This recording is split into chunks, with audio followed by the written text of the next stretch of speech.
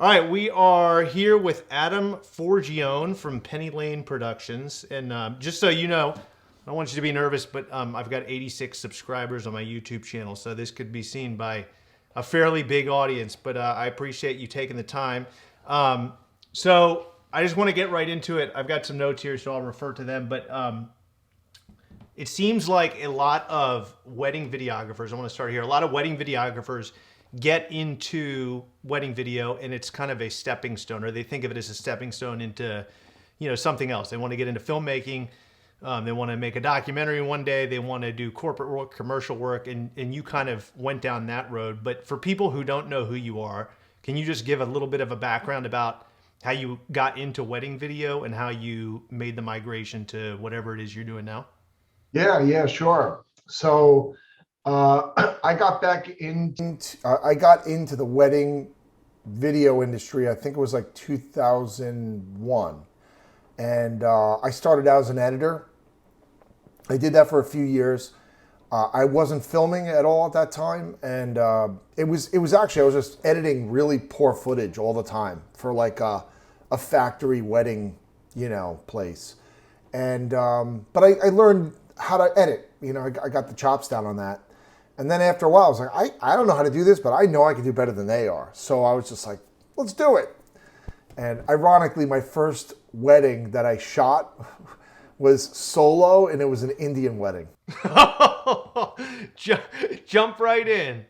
I didn't know. I just thought, oh, this is a regular wedding. Okay, I guess this is what they do. So yeah, that wasn't good. I think about it now, and I'm like, Jesus, that's crazy. Anyway, I missed one of the speeches. First one, I'm 0 for 1. I already screwed up. But yeah, I did that. 2000, I guess, 3 is when I shot that wedding. And then from that point, I started shooting, and I kind of stopped doing independent contract work around like 2006.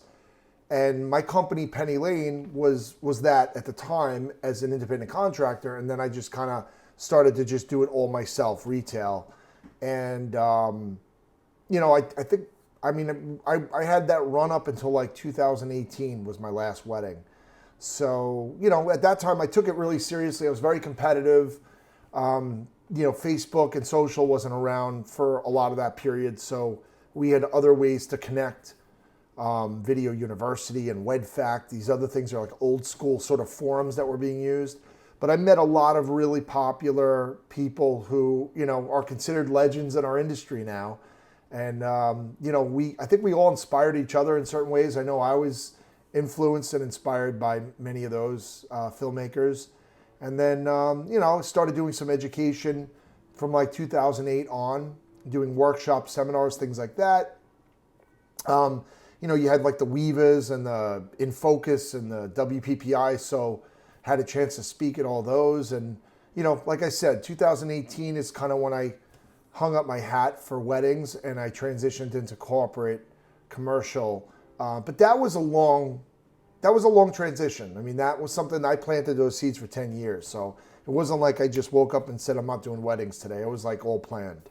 Did you go to film school, by the way, or did you have a background in video, or did you just kind of fall into it? No training, just self-taught. Self-taught, yeah, cool.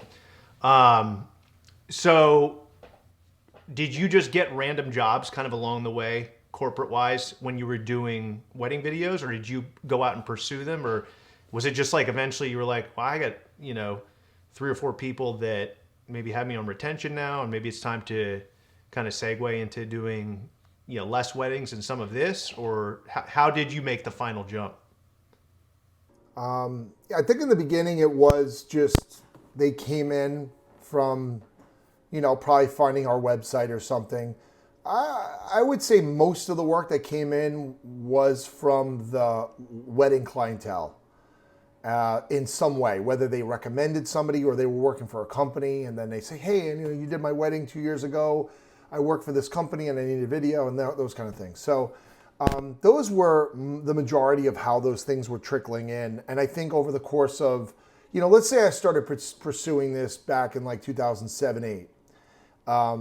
I'd have one a year, and then I'd have two a year, then I'd have three a year. Very slow process like that. I think I really started taking it seriously like around 2013 or so, because by 15, we were doing pretty good.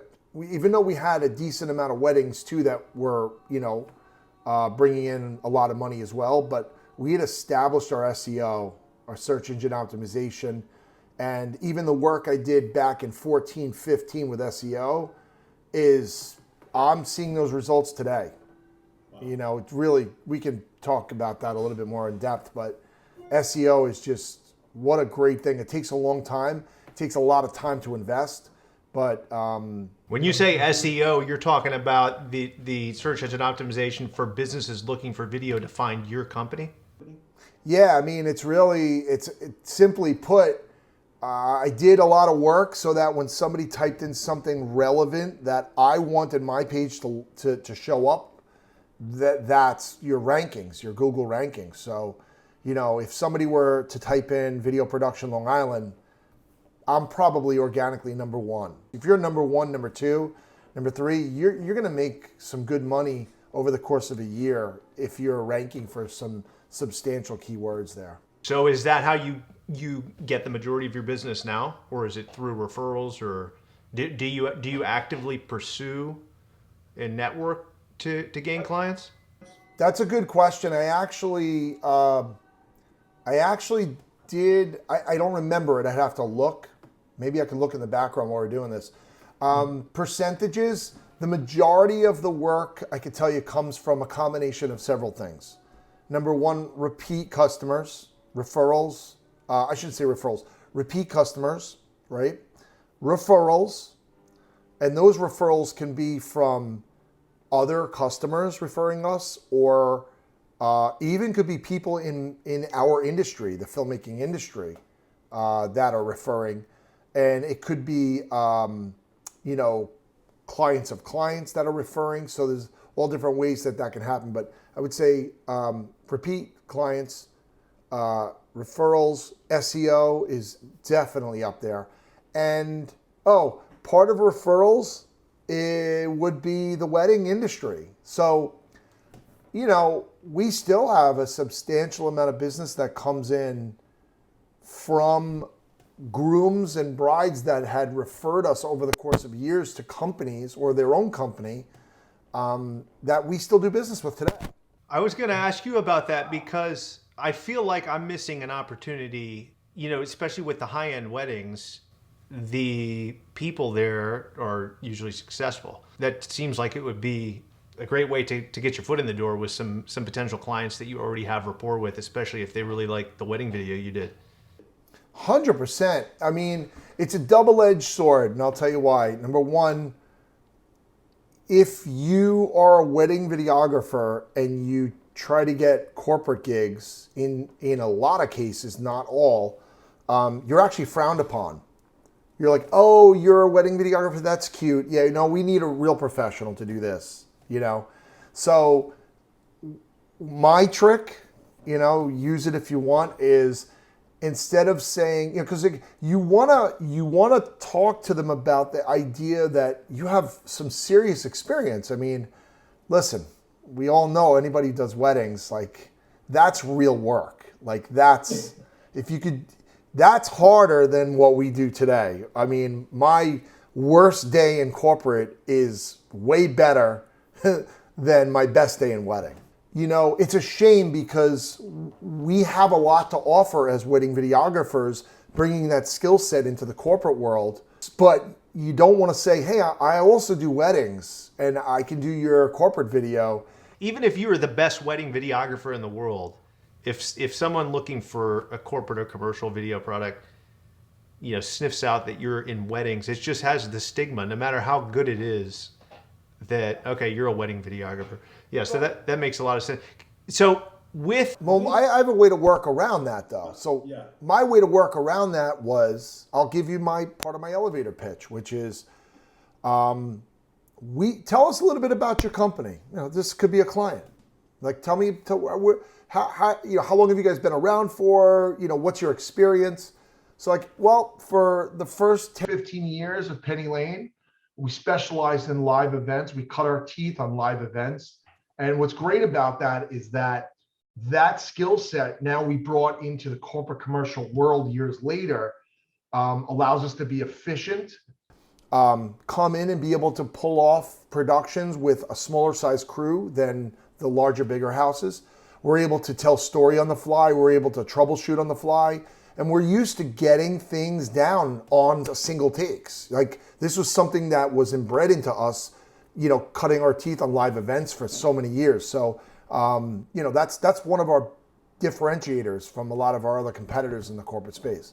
I just bullshitted my way through that by saying I'm a wedding videographer, but that's true and I believe it. So that's what I say. And that's how you take the stigma of a wedding and flip it upside down and turn it into an asset, and then, you know, have your clients or your prospects nod their head and say, wow, that's pretty cool. I like that, you know? I was nodding my head the whole time you were saying that. I mean, but it's so true. I think that's why, you know, I've been doing this for 10 years now, and everything you said is not, it's not BS at all. It's just a valuable skill set that we have if we want to go over to the other side of corporate. It's a shame that we have to hide it. So why not flip it around and take advantage of it? You could just leave the word wedding out. There's no benefit in saying the word wedding. So you use the word live events instead of wedding, and it doesn't have that stigma anymore. You know, and then the other aspect too, to go back is, yeah, I mean, think about all the weddings that you've shot over the years. I mean, I never delete emails. I use a CRM, so I have a database of all of our prospects and clients and everybody else. So if you think about that, you take your history of all your wedding clients and you start to reach out to each one of them. And especially the ones you have good rapport with, where you can pick up the call and say, oh my God, it's been so long. You know, you are one of my favorites. How's the baby? How are you doing? Blah, blah, blah. And yeah, what's new with you? You know, it's going to come up. Well, now we're doing a lot more corporate. We're doing less weddings. It's pretty cool. You know, I was like, and if you ever in your business need, you know, corporate video production, we're doing some great stuff. Check out our stuff online and blah, blah, blah. But it's great to, you know, so you could start to pitch and sell that to them and let them know you're sort of upselling, you know. The worst, I always thought the worst part about weddings was like, it's a one-off. It's a one-time thing. I mean, yes, the divorce rate's 50%, but you know, the second time you get married, you're smart. You don't spend money anymore. You know, so I mean, how many people have had repeat clients? I'm not talking about siblings and, you know, I'm talking about the same bride or the same groom. I mean, I think it's happened once to me. I agree with you from that standpoint, but so one of the nice things to me, or it's kind of like it feels like a safety net with weddings, is that yeah, you don't get a repeat client with the same couple, but it's a recurring thing, at least in the United States for right now. People are having weddings and they want, you know, wedding videography seems to become more popular every year. So it feels like if you do a good job and you're, you know, in with some wedding planners and, you know, once you've been doing it for a long enough time, you feel confident getting business every year. Of course, then something like the coronavirus happens and that throw all that out the window. But when you do the transition to corporate, are the majority of your customers hiring you on a retention basis? So like they pay you quarterly, monthly, you know, what percentage is that versus we just want a, you know, a highlight sizzle reel for our website or for social media, something like that? We have a few clients that utilize the retainers, but majority of our work is done on a project by project basis. So we have clients that every year around the same time we're doing, you know, it's not the same video, but it's the same campaign or the same project or the same, you know, so there's that as a repeat, you know, repeat business. And then we have like specifically, we have a client that it's a healthcare system local here, and we're constantly filming, you know, medical professionals and doctors and physicians, a lot of recruitment videos, and that's just like almost, it feels like a never-ending thing, which I'm blessed that it is. And something like that is it's like a retainer, because it's like every 15K, just bill out another invoice and just fill it up, 15K, bill out another invoice.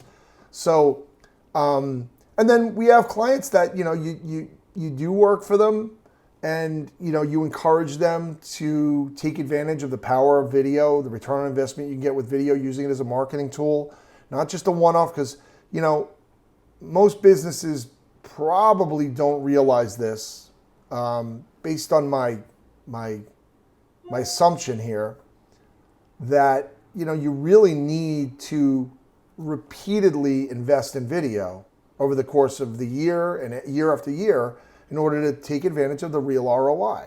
If you do one video or like one or two videos and you just milk it for 3 or 4 years, you're not really using it correctly. So it's like, put out one commercial, for 90 days and think you're going to get all this return on investment for the next 3 years because of that.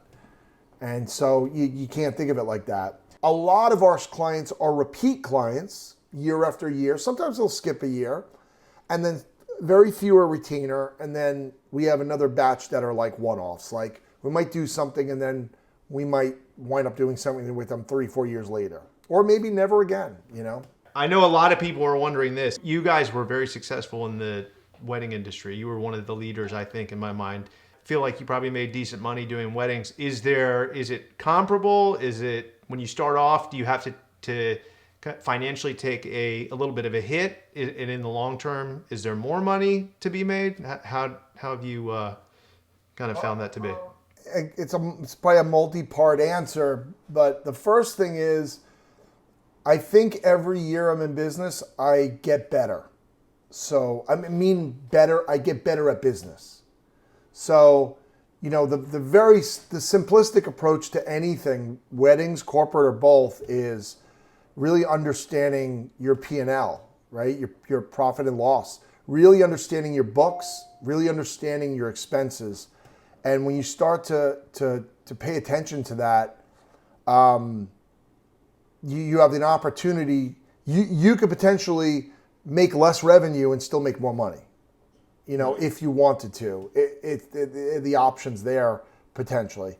So I think compare where I'm at now and my knowledge of business compared to, let's say, 5, 6, 7 years ago when I was still in weddings. I have more knowledge now, so maybe the moves I've made alone have made me money just to be smarter in business and understand P&L. But circling back, the costs of producing a wedding film, let's put it this way. We used to produce, towards the last few years, we had a 15-minute wedding film, a highlight, raw footage. Like those were our options for the most part. The film itself was $9,000, and it was 3 people. The raw footage was $1,000, and the highlight reel was $1,000. So some would get all 3, some would get only 1. Occasionally we'd have something customized somewhere in the middle, but the amount of money it costs to produce $10,000 worth of wedding work, and what I was coming home with profit, and then from that, I should say what Pennylane was making profit and what I was actually getting paid as an employee of the company,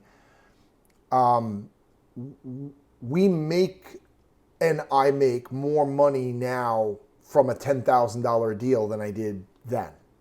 So that in itself is important to understand, right? We're not comparing apples to apples here either, because we're dealing with a wedding and the editing that's involved with it and the time that you need to invest in clientele. And then we're dealing with corporate clients.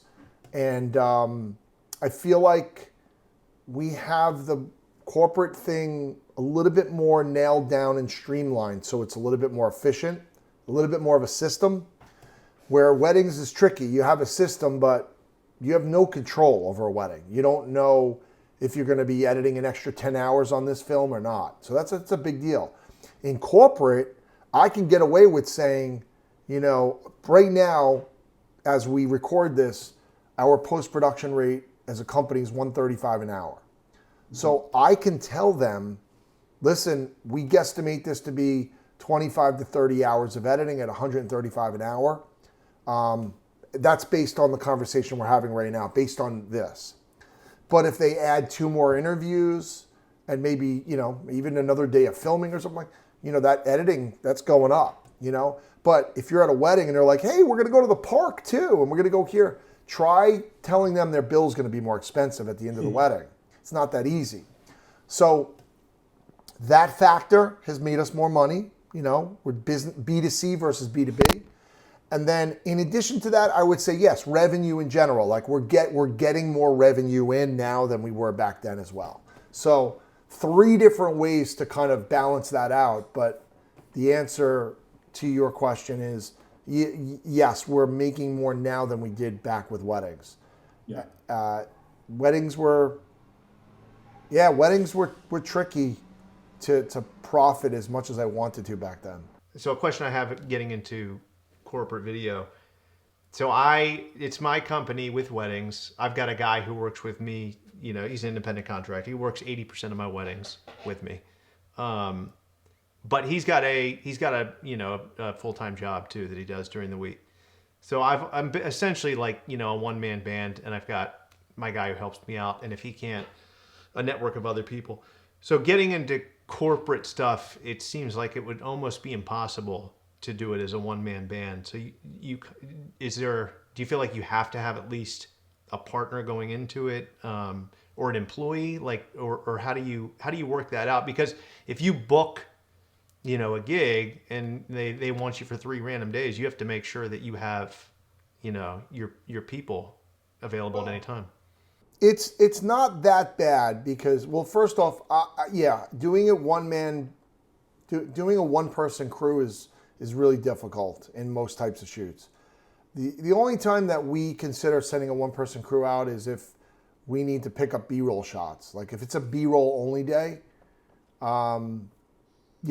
that's great. They might go to 2 different locations and, just accumulate B-roll throughout that time, and great, bring it back, and now we got B-roll. But, for us, one of the things that we do a lot of is interviews. So there's like 3 ways to get messages out in corporate, right? Number 1 is an interview.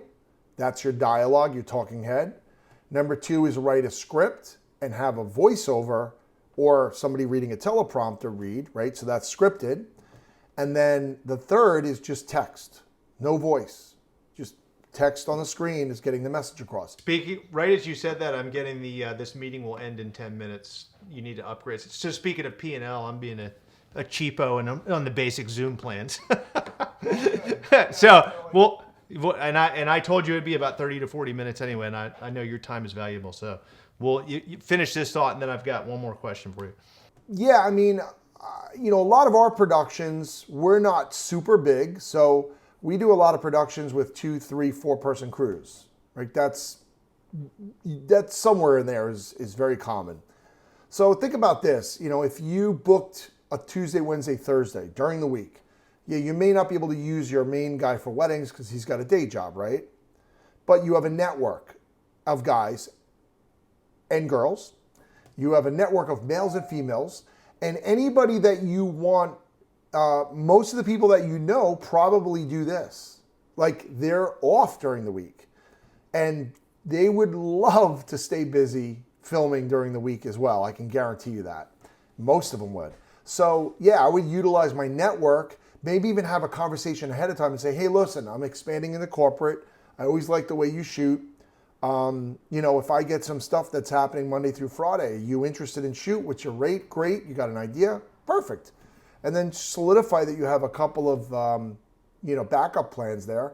And then, then I would say, don't let it stop. Pursue it. Because eventually you might start growing one bigger than the other. And, you might do both always. You might give up one to do the other. But can you do it? Absolutely do it. You just got to make sure you have the staffing available and do it. I would never let something like that hold me back. Awesome. That's great advice. Okay, last question before We run out of time. We got 7 minutes and 50 seconds. So what would be the number one thing you would focus on to get more business in the corporate world? Would it be search engine optimization, networking, reaching out to old clients? Like what's a good starting point? I wouldn't look at it like that. I wouldn't look, it's not going to take one thing, it's going to take multiple things. So I would re-ask that question in my own head and say, what are the things that I need to do this? Not just the one thing, because I don't think there is the one thing. It's not going to be successful. So the things that I would do would be, in no particular order at this point, SEO. So SEO is something you can either learn or you can hire somebody for. If you hire somebody, it will get expensive because it takes a lot of time, a lot of hours. And when I say a lot of hours, I mean hundreds and hundreds of hours to do it right. So, you could hire somebody to do something 10 hours a week and then, do it for the next X amount of weeks.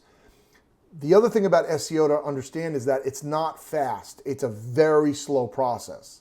So you can go in and do, the next 2 weeks and just spend 100 hours, go crazy and just do it all, and you won't get rewards right away. It takes time for Google. So Google has to basically scan or index your website, and it's got to evaluate if it's relevant for specific searches. And you really can't cheat SEO like you used to years ago. So you got to really do the right thing.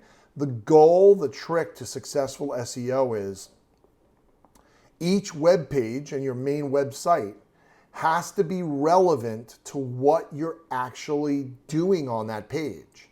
So if you have a web page that's specifically about corporate video for the medical industry, just throw that out there. That's a niche. That's great. If your web page is all about that and you have 3 examples that you have from clients that you have, and you write up all your copy to say this in a very relevant way, it sounds human, but it also utilizes the correct amount of keywords. You have the proper structure with H1 and H2 tags, and your SEO title is correct and the best it could be. All these like technical things are in order. Your pictures are captioned, they're labeled correctly. You have video on there, it's embedded from YouTube. Google owns YouTube. They love when people use YouTube embedded, so it's a nice little, anyway, you use all these little tricks, maybe in 6 months, you'll start to see a significant rank increase. In a year, you might hit the top of the page. That's how long it takes. So the good news is that that'll last potentially for years, So I haven't done SEO as hardcore as I did 4 or 5 years ago, and I'm still ranked number 1 in some key areas organically for the work I did 3, 4, 5 years ago. So number 1. Number 2, definitely reach out to all of your past clients, your grooms, your brides, and everyone, and really have that conversation about, hey, I do this too. Would love to keep the relationship going. I'd love to work with you on a business level. I know we did this on a personal level for your wedding, but I really think I can help you out. So if you ever find that need, or if you know any other companies that the quality of our work, you've worked with us before, you know how we are and how professional we are, I would love to work again with you. So don't be afraid, really get that out. And then I would say anyone that you've already done business with, here's the great one, Google reviews, right? Adding up Google reviews. And that helps SEO, by the way. But it also helps people feel like they can trust you, right? If you have no Google reviews, they're like, I don't know. When you go buy something on Amazon, and there's a couple of different versions, what do? I mean, for me, I always go to the stuff with the most reviews, and then they have to have a really good amount of good reviews. I don't want like 3 5-star reviews. This guy has 250 reviews and 230 of them are positive, I'm like, well, this has got legs here. I'm going to trust this. So going back is Google reviews. Everyone you've ever done business with, ask them to write a review. Or if they could, my email is generally, hope you're well. I do this right away as soon as the gig's over, so it's fresh. You guys did a great job. That's funny you should say that. Thank you so much. Oh, by the way, I'd be humbled if you could leave a review, your feedback on working with us on Google Reviews. I even say sometimes, I'm just trying to build up my Google Reviews. It's good for SEO too. So here's the link. Give them a link. You don't have to do any work, just click on it. So I think that's a really big takeaway that a lot of people leave on the table.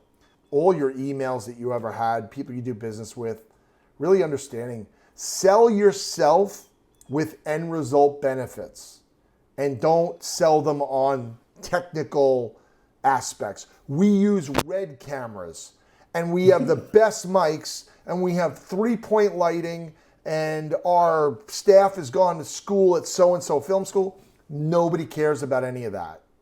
You know what they care about? They care about, for us, we're filmmakers and we're marketers. So what I'm going to do is, this is what I believe, and I know you have 1 minute before this thing ends. I believe that communication is one of the most important aspects of any business, any size. And communication, better communication leads to better revenue for your company, for your organization. And video is the best way to communicate by far. The most powerful way to communicate. So what we do is we tell your story and help you communicate better through creative storytelling, through inspiring emotional content, and through crystal clear messaging, right? And that is what's going to sell your product or your service or sell your message to your target audience. And that is the most important thing. And this is what we do every day. Boom! Under time. You are the man. Hey, thank you so much, Adam. I feel like I just got like a masterclass in, video and business. It's so kind of you, seriously, to take the time to do this. I can't tell you how appreciative I am, and maybe we can do it again sometime. I'll get and there it goes.